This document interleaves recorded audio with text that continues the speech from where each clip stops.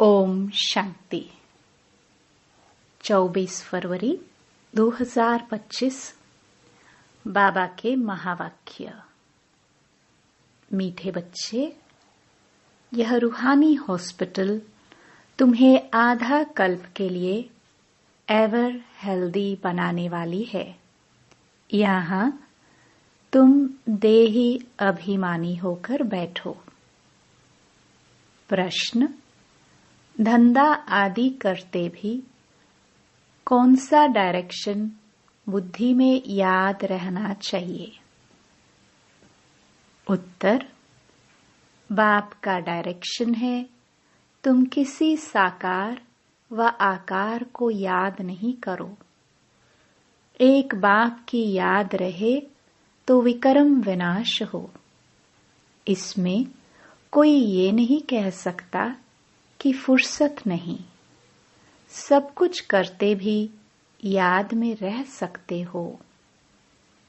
ओम शांति। मीठे मीठे रूहानी बच्चों प्रति बाप का गुड मॉर्निंग। गुड मॉर्निंग के बाद बच्चों को कहा जाता है, बाप को याद करो। बुलाते भी हैं, हे पतित पावन, आकर पावन बनाओ। तो बाप पहले पहले ही कहते हैं, रूहानी बाप को याद करो। रूहानी बाप तो सबका एक ही है। फादर को कभी सर्वव्यापी नहीं माना जाता है। तो जितना हो सके बच्चे पहले पहले बाप को याद करो। कोई भी साकार व आकार को याद नहीं करो सिवाय एक बाप के। यह तो बिल्कुल सहज है ना। मनुष्य कहते हैं हम बिजी रहते हैं, फुर्सत नहीं, परंतु इसमें तो फुर्सत सदैव है। बाप युक्ति बतलाते हैं, यह भी जानते हो, बाप को याद करने से ही हमारे पाप भस्म होंगे। मुख्य बात है यह, धंधे आदि की कोई मना नहीं है। वह सब करते हुए सिर्फ बाप को याद करो तो विक्रम विनाश हो। यह तो समझते हैं हम पतित हैं। साधु संत ऋषि मुनि आदि सब साधना करते हैं। साधना की जाती है भगवान से मिलने की। सो जब तक उनका परिचय न हो तब तक तो मिल नहीं सकते। तुम जानते हो बाप का परिचय दुनिया में कोई को भी नहीं है। देह का परिचय तो सबको है। बड़ी चीज का परिचय झट हो जाता है। आत्मा का परिचय तो जब बाप आए तब समझाए। आत्मा और शरीर दो चीजें हैं।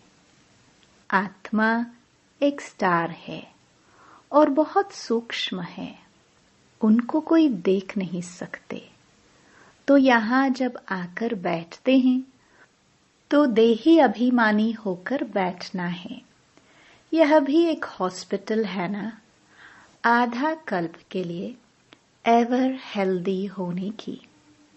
आत्मा तो है अविनाशी, कभी विनाश नहीं होती। आत्मा का ही सारा पाठ है। आत्मा कहती है मैं कभी विनाश को नहीं पाती हूँ। इतनी सब आत्माएं अविनाशी है, शरीर है विनाशी। अब तुम्हारी बुद्धि में यह बैठा हुआ है कि हम आत्मा अविनाशी है। हम 84 जन्म लेते हैं। ये ड्रामा है। इसमें धर्म स्थापक कौन कौन कब आते हैं, कितने जन्म लेते होंगे, यह तो जानते हो। 84 जन्म जो गाए जाते हैं जरूर किसी एक धर्म के होंगे। सभी के तो हो ना सके। सब धर्म इकट्ठे तो आते नहीं। हम दूसरों का हिसाब क्यों बैठ निकाले। जानते हैं फलाने फलाने समय पर धर्म स्थापन करने आते हैं, उसकी फिर वृद्धि होती है। सब सतो प्रधान से तमो प्रधान तो होने ही है। दुनिया जब तमो प्रधान होती है तब फिर बाप आकर सतो प्रधान सतयुग बनाते हैं। अभी तुम बच्चे जानते हो, हम भारतवासी ही फिर नई दुनिया में आकर राज्य करेंगे और कोई धर्म नहीं होगा। तुम बच्चों में भी जिनको ऊंच मर्तबा लेना है वह जास्ती याद में रहने का पुरुषार्थ करते हैं और समाचार भी लिखते हैं कि बाबा हम इतना समय याद में रहता हूँ। कई तो पूरा समाचार लज्जा के मारे देते नहीं, समझते हैं बाबा क्या कहेंगे, परंतु मालूम तो पड़ता है ना। स्कूल में टीचर स्टूडेंट्स को कहेंगे ना कि तुम अगर पढ़ेंगे नहीं तो फेल हो जाएंगे। लौकिक माँ बाप भी बच्चे की पढ़ाई से समझ जाते हैं, यह तो बहुत बड़ा स्कूल है, यहाँ तो नंबरवार बिठाया नहीं जाता है, बुद्धि से समझा जाता है, नंबरवार तो होते ही है ना। अब बाबा अच्छे अच्छे बच्चों को कहाँ भेज देते हैं, वह फिर चले जाते हैं तो दूसरे लिखते हैं हमको महारथी चाहिए। तो जरूर समझते हैं वह हमसे होशियार नामी ग्रामी हैं, नंबरवार तो होते हैं ना। प्रदर्शनी में भी अनेक प्रकार के आते हैं तो गाइड्स भी खड़े रहने चाहिए जांच करने के लिए। रिसीव करने वाले तो जानते हैं यह किस प्रकार का आदमी है, तो उनको फिर इशारा करना चाहिए कि इनको तुम समझाओ। तुम भी समझ सकते हो, first grade, second grade, third grade सब है। यहाँ तो सबकी सर्विस करनी ही है। कोई बड़ा आदमी है तो जरूर बड़े आदमी की खातिरी तो सब करते ही हैं, यह कायदा है। बाप अथवा टीचर बच्चों की क्लास में महिमा करते हैं, यह भी सबसे बड़ी खातिरी है।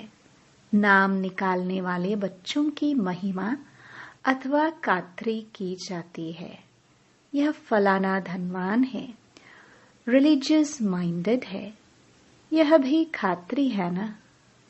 अब तुम यह जानते हो ऊंच ते ऊंच भगवान है, कहते भी हैं बरोबर ऊंच ते ऊंच है, परंतु फिर बोलो उनकी बायोग्राफी बताओ तो कह देंगे सर्वव्यापी है। बस एकदम नीचे कर देते हैं। अब तुम समझा सकते हो सबसे ऊंच ते ऊंच है भगवान, वह है मूल वतनवासी। सूक्ष्म वतन में है देवताएं, यहाँ रहते हैं मनुष्य, तो ऊंच ते ऊंच भगवान वह निराकार ठहरा। अभी तुम जानते हो हम जो हीरे मिसल थे सो फिर कौड़ी मिसल बन पड़े हैं, फिर भगवान को अपने से भी जास्ती नीचे ले गए हैं, पहचानते ही नहीं है। तुम भारतवासियों को ही पहचान मिलती है, फिर पहचान कम हो जाती है। अभी तुम बाप की पहचान सबको देते जाते हो, ढेरों को बाप की पहचान मिलेगी। तुम्हारा मुख्य चित्र है ही यह त्रिमूर्ति, गोला, झाड़, इनमें कितनी रोशनी है, यह तो कोई भी कहेंगे ये लक्ष्मी नारायण सत्युग के मालिक थे।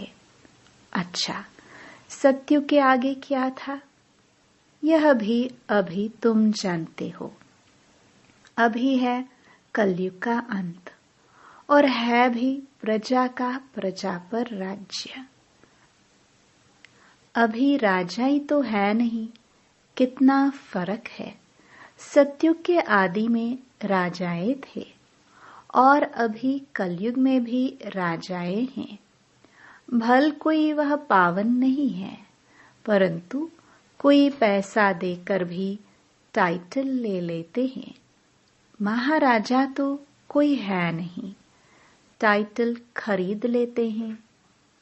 जैसे पटियाला का महाराजा, जोधपुर बीकानेर का महाराजा, नाम तो लेते हैं ना। यह नाम अविनाशी चला आता है। पहले पवित्र महाराजाए थे, अभी है अपवित्र महाराजाए। अक्षर चला आता है। इन लक्ष्मी नारायण के लिए कहेंगे, यह सतयुग के मालिक थे। किसने राज्य लिया? अभी तुम जानते हो राजाई की स्थापना कैसे होती है। बाप कहते हैं, मैं तुमको अभी पढ़ाता हूँ 21 जन्मों के लिए। वह तो पढ़कर इसी जन्म में ही बैरिस्टर आदि बनते हैं। तुम अभी पढ़कर भविष्य महाराजा महारानी बनते हो। ड्रामा प्लान अनुसार नई दुनिया की स्थापना हो रही है। अभी है पुरानी दुनिया। भल कितने भी अच्छे अच्छे बड़े महल हैं, परंतु हीरे जवाहरातों के महल तो बनाने की कोई में ताकत नहीं है। सतयुग में यह सब हीरे जवाहरातों के महल बनाते हैं ना। बनाने में कोई देरी थोड़ी लगती है। यहाँ भी अर्थक्वेक आदि होती है तो बहुत कारीगर लगा देते हैं। 1-2 वर्ष में सारा शहर खड़ा कर देते हैं। नई दिल्ली बनाने में करके 10-8 वर्ष लगे, परंतु यहाँ के लेबर और वहाँ के लेबर्स में तो फर्क रहता है ना। आजकल तो नई नई इन्वेंशन भी निकालते रहते हैं। मकान बनाने की साइंस का भी जोर है। सब कुछ तैयार मिलता है, झट फ्लैट तैयार, बहुत जल्दी जल्दी बनते हैं। तो ये सब वहाँ काम में तो आते हैं ना। यह सब साथ चलने हैं। संस्कार तो रहते हैं ना। यह साइंस के संस्कार भी चलेंगे। तो अब बाप बच्चों को समझाते रहते हैं, पावन बनना है तो बाप को याद करो। बाप भी गुड मॉर्निंग कर फिर शिक्षा देते हैं। बच्चे बाप की याद में बैठे हो, चलते फिरते बाप को याद करो, क्योंकि जन्म जन्मांतर का सिर पर बोझा है। सीढ़ी उतरते उतरते 84 जन्म लेते हैं। अभी फिर एक जन्म में चढ़ती कला होती है। जितना बाप को याद करते रहेंगे उतना खुशी भी होगी, ताकत मिलेगी। बहुत बच्चे हैं जिनको आगे नंबर में रखा जाता है, परंतु याद में बिल्कुल रहते नहीं हैं। भल ज्ञान में तीखे हैं, परंतु याद की यात्रा है नहीं। बाप तो बच्चों की महिमा करते हैं। यह भी नंबर 1 में है तो जरूर मेहनत भी करते होंगे ना। तुम हमेशा समझो कि शिव बाबा समझाते हैं तो बुद्धि योग वहां लगा रहेगा। यह भी सीखता तो होगा ना। फिर भी कहते हैं बाबा को याद करो। किसको भी समझाने के लिए चित्र है। भगवान कहाँ ही जाता है निराकार को। वह आकर शरीर धारण करते हैं। एक भगवान के बच्चे सब आत्माएं भाई भाई हैं। अभी इस शरीर में विराजमान है। सभी अकाल मूर्त है। यह अकाल मूर्त आत्मा का तख्त है। अकाल तख्त और कोई खास चीज नहीं है। यह तख्त है अकाल मूर्त का। भ्रकुटी के बीच में आत्मा विराजमान होती है। इसको कहा जाता है अकाल तख्त। अकाल तख्त अकाल मूर्त का। आत्माएं सब अकाल है। कितनी अति सूक्ष्म है। बाप तो है निराकार। वह अपना तख्त कहाँ से लाए? बाप कहते हैं, मेरा भी यह तख्त है। मैं आकर इस तख्त का लोन लेता हूँ। ब्रह्मा के साधारण बूढ़े तन में अकाल तख्त पर बैठता हूँ। अभी तुम जान गए हो, सब आत्माओं का यह तख्त है। मनुष्यों की ही बात की जाती है, जानवरों की तो बात नहीं। पहले जो मनुष्य जानवर से भी बदतर हो गए हैं, वह तो सुधरे। कोई जानवर की बात पूछे, बोलो पहले अपना तो सुधार करो। सतयुग में तो जानवर भी बड़े अच्छे फर्स्ट क्लास होंगे। खिचड़ा आदि कुछ भी नहीं होगा। किंग के महल में कबूतर आदि का किचड़ा हो तो दंड डाल दे, जरा भी किचड़ा नहीं। वहां बड़ी खबरदारी रहती है। पहरे पर रहते हैं, कभी कोई जानवर आदि अंदर घुस न सके। बड़ी सफाई रहती है। लक्ष्मी नारायण के मंदिर में भी कितनी सफाई रहती है। शंकर पार्वती के मंदिर में कबूतर भी दिखाते हैं तो जरूर मंदिर को भी खराब करते होंगे। शास्त्रों में तो बहुत दंत कथाएं लिख दी है। अब बाप बच्चों को समझाते हैं। उनमें भी थोड़े हैं जो धारणा कर सकते हैं, बाकी तो कुछ नहीं समझते। बाप बच्चों को कितना प्यार से समझाते हैं। बच्चे बहुत बहुत मीठे बनो, मुख से सदैव रतन निकलते रहे। तुम हो रूप बसंत, तुम्हारे मुख से पत्थर नहीं निकलने चाहिए। आत्मा की ही महिमा होती है। आत्मा कहती है, मैं प्रेसिडेंट हूँ, फलाना हूँ, मेरे शरीर का नाम ये है। अच्छा, आत्माएं किसके बच्चे हैं? एक परमात्मा के।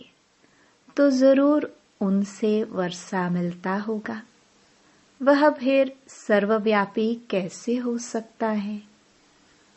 तुम समझते हो, हम भी पहले कुछ नहीं जानते थे। अभी कितनी बुद्धि खुली है। तुम कोई भी मंदिर में जाएंगे, समझेंगे यह तो सब झूठे चित्र है। 10 बुझाए वाला, हाथी की सूंड वाला कोई चित्र होता है क्या? ये सब है भक्ति मार्ग की सामग्री। वास्तव में भक्ति होनी चाहिए एक शिव बाबा की, जो सबका सद्गति दाता है। तुम्हारी बुद्धि में है यह लक्ष्मी नारायण भी 84 जन्म लेते हैं, फिर ऊंच ते ऊंच बाप ही आकर सबको सद्गति देते हैं। उनसे बड़ा कोई है नहीं। यह ज्ञान की बातें तुम्हारे में भी नंबरवार धारण कर सकते हैं। धारणा नहीं कर सकते तो बाकी क्या काम के रहे? कई तो अंधों की लाठी बनने के बदले अंधे बन जाते हैं। गऊ जो दूध नहीं देती तो उसे पिंजरपुर में रखते हैं। यह भी ज्ञान का दूध नहीं दे सकते। बहुत है जो कुछ पुरुषार्थ नहीं करते, समझते नहीं कि हम कुछ तो किसका कल्याण करें, अपनी तकदीर का ख्याल ही नहीं रहता है। बस जो कुछ मिला सो अच्छा, तो बाप कहेंगे इनकी तकदीर में नहीं है। अपनी सद्गति करने का पुरुषार्थ तो करना चाहिए। देही अभिमानी बनना है। बाप कितना ऊंच ते ऊंच है, और आते देखो कैसे पतित दुनिया पतित शरीर में है। उनको बुलाते ही पतित दुनिया में है। जब रावण दुख देते हैं तो बिल्कुल ही भ्रष्ट कर देते हैं। तब बाप आकर श्रेष्ठ बनाते हैं। जो अच्छा पुरुषार्थ करते हैं वह राजा रानी बन जाते हैं। जो पुरुषार्थ नहीं करते वह गरीब बन जाते हैं। तकदीर में नहीं है तो तदबीर कर नहीं सकते। कोई तो बहुत अच्छी तकदीर बना लेते हैं। हर एक अपने को देख सकते हैं कि हम क्या सर्विस करते हैं। अच्छा, मीठे मीठे सिखिलदे बच्चों प्रति माता पिता बाप दादा का याद प्यार और गुड मॉर्निंग। रूहानी बाप की रूहानी बच्चों को नमस्ते। धारणा के लिए मुख्य सार। पहला, रूप बसंत बन मुख से सदैव रतन निकालने हैं। बहुत बहुत मीठा बनना है। कभी भी पत्थर कटु वचन नहीं निकालना है। दूसरा, ज्ञान और योग में तीखा बन अपना और दूसरों का कल्याण करना है। अपनी ऊंच तकदीर बनाने का पुरुषार्थ करना है। अंधों की लाठी बनना है। वरदान, संतुष्टता द्वारा सर्व से प्रशंसा प्राप्त करने वाले सदा प्रसन्नचित्त भव। संतुष्टता की निशानी प्रत्यक्ष रूप में प्रसन्नता दिखाई देगी, और जो सदा संतुष्ट व प्रसन्न रहते हैं उनकी हर एक प्रशंसा अवश्य करते हैं। तो प्रशंसा प्रसन्नता से ही प्राप्त कर सकते हो। इसलिए सदा संतुष्ट और प्रसन्न रहने का विशेष वरदान स्वयं भी लो और औरों को भी दो, क्योंकि इस यज्ञ की अंतिम आहुति सर्व ब्राह्मणों की सदा प्रसन्नता है। जब सभी सदा प्रसन्न रहेंगे तब प्रत्यक्षता का आवाज गूंजेगा, अर्थात विजय का झंडा लहराएगा। स्लोगन, डायमंड बन। डायमंड बनने का मैसेज देना ही डायमंड जुबली मनाना है। अव्यक्त इशारे। एकांत प्रिय बनो, एकता और एकाग्रता को अपनाओ। एकांतवासी बनना अर्थात चारों ओर के वाइब्रेशन से परे चले जाना। कई ऐसे होते हैं जिन्हें एकांत पसंद नहीं आता। संगठन में रहना, हंसना, बोलना ज्यादा पसंद आता। लेकिन ये हुआ बाहर मुक्ता में आना। अभी अपने को एकांतवासी बनाओ, अर्थात सर्व आकर्षण के वाइब्रेशन से अंतर्मुख बनो। अब समय ऐसा आ रहा है जो यही अभ्यास काम में आएगा। अगर बाहर की आकर्षण के वशीभूत होने का अभ्यास होगा तो समय पर धोखा दे देगा। ओम